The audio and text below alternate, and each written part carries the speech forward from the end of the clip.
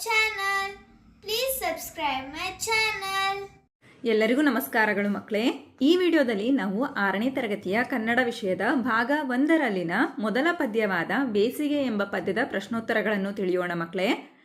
ಈ ಪದ್ಯವನ್ನು ಕವಿ BR ಲಕ್ಷ್ಮಣರಾವ್ರವರು ಬರೆದಿದ್ದಾರೆ.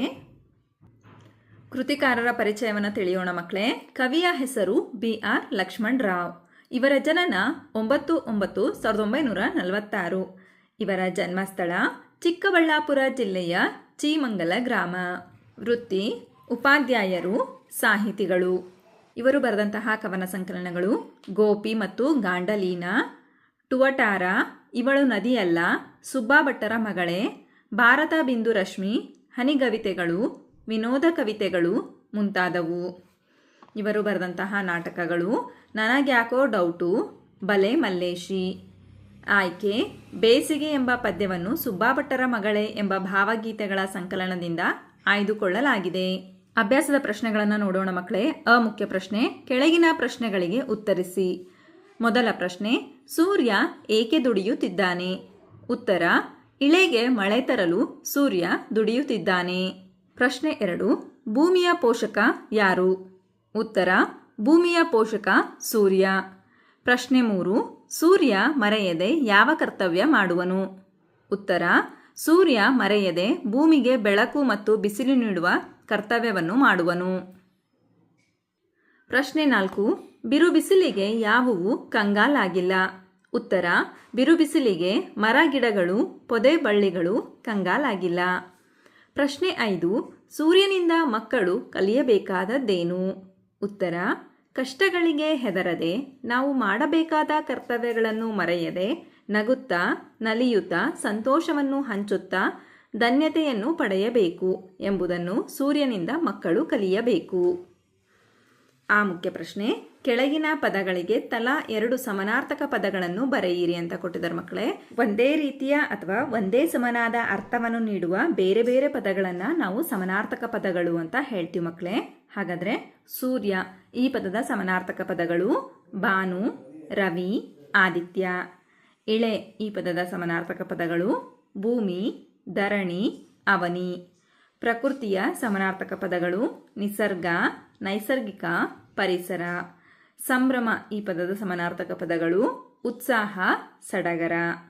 ಈ ಮುಖ್ಯ ಪ್ರಶ್ನೆ: ಈ ಪದಗಳನ್ನು ಬಳಸಿ ಸ್ವಂತ ವಾಕ್ಯ ಬರೆಯಿರಿ. ಪೋಷಕರು: ಪೋಷಕರ ಮಾರ್ಗದರ್ಶನದಂತೆ ಕೆಲಸ ಕಾರ್ಯಗಳನ್ನು ಮಾಡಬೇಕು. ಕರ್ತವ್ಯ: ನಾವು ನಮ್ಮ ಕರ್ತವ್ಯಗಳನ್ನು ಪ್ರಾಮಾಣಿಕವಾಗಿ ಮಾಡಬೇಕು. ಸಂಭ್ರಮ: ಮಳೆಯಲ್ಲಿ ಮಕ್ಕಳು ತುಂಬ ಸಂಭ್ರಮದಿಂದ ಆಡುತ್ತಾರೆ. ನಂತರ 4ನೆಯ ಪದ ಧನ್ಯತೆ. ಕೆಲಸವನ್ನು ಶ್ರದ್ಧೆ ಹಾಗೂ ನಿಷ್ಠೆಯಿಂದ ಮಾಡಿದಾಗ ಮನಸ್ಸಿಗೆ ಧನ್ಯತೆ ಉಂಟಾಗುತ್ತದೆ. ಈ ಮುಖ್ಯ ಪ್ರಶ್ನೆ: ಬೇಸಿಗೆ ಪದ್ಯದ ಸಾರಾಂಶವನ್ನು ನಿಮ್ಮ ಮಾತುಗಳಲ್ಲಿ ಬರೆಯಿರಿ ಅಂತ ಕೊಟ್ಟಿದ್ದಾರೆ ಮಕ್ಕಳೇ. ಗಮನಿಸಿ. ಬೇಸಿಗೆ ಎಂಬ ಪದ್ಯವನ್ನು BR ಲಕ್ಷ್ಮಣರಾವ್ರವರು ಬರೆದಿದ್ದಾರೆ. ಬೇಸಿಗೆಯ ಕಾಲದಲ್ಲಿ ರಜೆ ಇದ್ದರೂ ಬಿಸಿಲಿನ ಝಳ ಅಥವಾ ಶಾಖ ಹೆಚ್ಚಾಗಿಯೇ ಇದೆ. ರಜೆ ಇದ್ದರೂ ಹೊರಗೆ ಹೋಗಿ ಆಡುವಂತಿಲ್ಲ. ಹಾಗೆಂದ ಮಾತ್ರಕ್ಕೆ ಸೂರ್ಯನನ್ನು ದೂರದೆ ಸೂರ್ಯನಿಂದ ನಮಗಾಗುತ್ತಿರುವ ಉಪಯೋಗಗಳನ್ನು ತಿಳಿಯಬೇಕು. ಸೂರ್ಯ ಯಾಕಿಷ್ಟು ಶಾಖವನ್ನು ಕೊಡುತ್ತಾನೆಂದು ಅವನ ಮೇಲೆ ಸಿಟ್ಟು, ಕೋಪವನ್ನು ಮಾಡಿಕೊಂಡು ದೂಷಿಸದೆ, ಸೂರ್ಯನನ್ನು ತಪ್ಪು ತಿಳಿಯದೆ, ಸೂರ್ಯ ಮೋಡವನ್ನು ಕೂಡಿಸಿ ಭೂಮಿಗೆ ಮಳೆಯನ್ನು ತರಲು ಇಷ್ಟೊಂದು ತಾಪವನ್ನು ನೀಡಿ ದುಡಿಯುತ್ತಿದ್ದಾನೆ ಎಂದು ಅರ್ಥ ಮಾಡಿಕೊಳ್ಳಬೇಕು. ಭೂಮಿಯನ್ನು ಪೋಷಿಸುತ್ತಾ ಭೂಮಿಗೆ ಶಾಖ ಹಾಗೂ ಬೆಳಕನ್ನು ನೀಡಲು ಸೂರ್ಯ ಅನಿವಾರ್ಯವಾಗಿ ಬೇಕು. ಸೂರ್ಯನಿಗೆ ಹೊಗಳಿಕೆ ಬೇಕಿಲ್ಲ. ಅವನನ್ನು ತೆಗಳಿದರೂ ಅವನು ಕುಗ್ಗುವುದಿಲ್ಲ. ಸೂರ್ಯ ಭೂಮಿಗೆ ಬೆಳಕು ಮತ್ತು ಬಿಸಿಲು ನೀಡುವುದು ತನ್ನ ಕರ್ತವ್ಯವೆಂದು ಮಾಡುತ್ತಿದ್ದಾನೆ. ಬಿಸಿಲು ಹೆಚ್ಚಾದರೆ ಮನುಷ್ಯ ಸೂರ್ಯನನ್ನು ದೂರುವನು. ಆದರೆ ಮರ, ಗಿಡ, ಪೊದೆ, ಬಳ್ಳಿಗಳು ಬಿರು ಬಿಸಿಲಿದ್ದರೂ ಕಂಗಾಲಾಗಿಲ್ಲ. ಅದರ ಬದಲಾಗಿ ಅವು ಚಿಗುರು, ಹೂ ತೊಟ್ಟು, ಹಣ್ಣು, ಮಿಡಿ ಬಿಟ್ಟು ಸಂಭ್ರಮಿಸುತ್ತವೆ. ಮನುಷ್ಯ ಕಷ್ಟಗಳಿಗೆ ಹೆದರದೆ, ತಮ್ಮ ಕರ್ತವ್ಯಗಳನ್ನು ಮರೆಯದೆ, ನಿಷ್ಠೆ ಹಾಗೂ ಪ್ರಾಮಾಣಿಕವಾಗಿ ಕೆಲಸವನ್ನು ಮಾಡುತ್ತಾ, ನಗುತ್ತಾ, ನಲಿಯುತ್ತಾ, ಸಂತೋಷವನ್ನು ಹಂಚುತ್ತಾ, ನೆಮ್ಮದಿಯ ಬದುಕನ್ನು ನಡೆಸುತ್ತಾ ಧನ್ಯತೆಯನ್ನು ಗಳಿಸಬೇಕು ಎಂದು ಕವಿ ತಿಳಿಸಿದ್ದಾರೆ. ಹಾಗಾದರೆ ಮಕ್ಕಳೇ, ಈ ಪದ್ಯದಲ್ಲಿ ಬಂದಿರತಕ್ಕಂತಹ ಎಲ್ಲ ಪ್ರಶ್ನೆಗಳಿಗೆ ನಿಮಗೆ ಉತ್ತರ ಲಭಿಸಿದೆ ಅಂತ ನಾನು ಭಾವಿಸ್ತಾ ಇದ್ದೀನಿ. ಧನ್ಯವಾದಗಳು.